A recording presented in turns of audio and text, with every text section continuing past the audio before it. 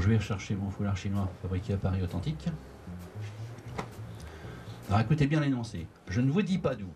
Je retire une pièce. Je ne dis pas d'où. Et je mets dans mon sac à malice. Écoutez bien la question. J'avais 4 pièces. J'ai retiré une pièce. Combien me reste-t-il de pièces? Il y a quelqu'un qui a pensé 4, alors évidemment. Non, ça, c'est le problème de la magie. Hein. Dès que quelqu'un pense à un truc pas possible, ça se réalise. Pensez vraiment 3 s'il y a 3. Comme ça, on ne perd pas de temps. S'il vous plaît. Mais je crois quand même que la chose la plus importante, c'est de vivre le tour avec le spectateur au fur et à mesure d'où il se vit. Tu vois, le vrai défaut d'un magicien, on imagine, hein, je viens d'étaler le jeu, mais en réalité, c'est symbolique. Ça, c'est le premier effet, il y a quelques effets, et en fait, là, ça, c'est ce que tu dis, climax.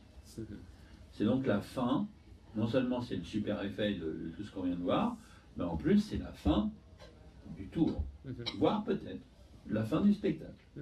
D'accord? Mais c'est ce tour-là entier qui fait ça. D'accord? Eh bien, ce que je vois le plus, que ce soit par des amateurs, évidemment beaucoup, et aussi par quelques professionnels, c'est que le mec, il sait que ça commence là, mais que ça va arriver là. Et en gros, il fait ta-ta-ta. Il déroule en fait, c'est ouais, linéaire. Le mec, il s'emmerde quelque part, ou il s'emmerde pas, mais ce qui compte pour lui, c'est ça. Moi, si j'ai tout ça à faire pour arriver là, comme je ne vais même pas mettre ça là, moi je le laisse là.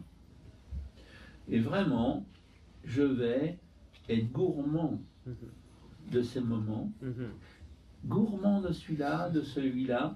Je prends mon pied à mort ici. S'il faut, je vais m'arrêter là parce que je trouve que c'est un moment très important du truc. Et jusqu'à un moment donné où finalement, on va en arriver là. Et là, et là, c'est vraiment génial la fin. Mais pourquoi elle est géniale? Parce que je leur ai fait vivre et j'ai vécu avec bonheur tous les éléments jusque-là.